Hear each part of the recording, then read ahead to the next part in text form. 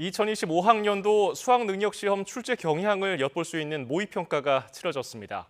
의대 증원으로 인한 이른바 N수생 유입에 대비해서 이번 모의평가에서 변별력을 높인 문제가 많이 출제된 것으로 분석됐습니다.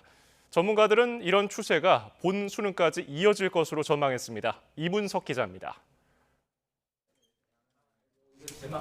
시험을 앞두고 학생들이 교실에서 긴장을 풀고 있습니다. 올해 첫 수능 시험 모의평가가 전국 2천여 곳에서 치러졌습니다. 모의평가는 그해 수능 출제 경향을 알 수 있는 가늠자 역할을 합니다. 한국교육과정평가원은 이번 평가에도 이른바 킬러 문항이 없고 50% 이상 EBS 교재 연계 기조를 유지했다고 밝혔습니다. 특히 수학 영역의 경우 문제풀이 기술보다는 기본 개념에 대한 이해를 강조한 문항이 상당수 출제됐습니다. 단순 암기 또는 스킬에 의해서 문제를 해결하는 학습보다는 개념에 대한 깊이 있는 학습, 즉 요령보다는 원칙적인 수학 학습으로 수능 준비를 해야 된다라는. 올해는 의대 증원으로 대학을 다니다 다시 수능에 뛰어든 최상위권 반수생이 크게 늘 전망입니다. 실제로 이번 모의평가 졸업생 응시자는 8만 8천여 명으로 6월 모의평가 기준으로 지난 15년 사이 최대치를 기록했습니다.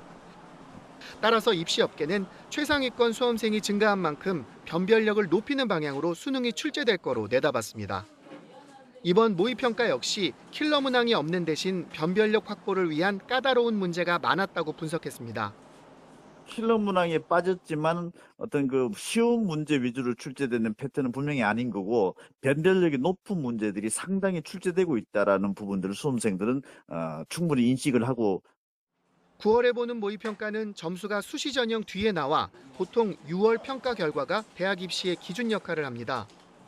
하지만 올해는 최상위 반수생 유입에 변별력 높인 문제가 변수로 작용해 전문가들조차 이번 모의평가 점수로만 입시 예측을 하기가 쉽지 않다고 털어놨습니다. YTN 이문석입니다.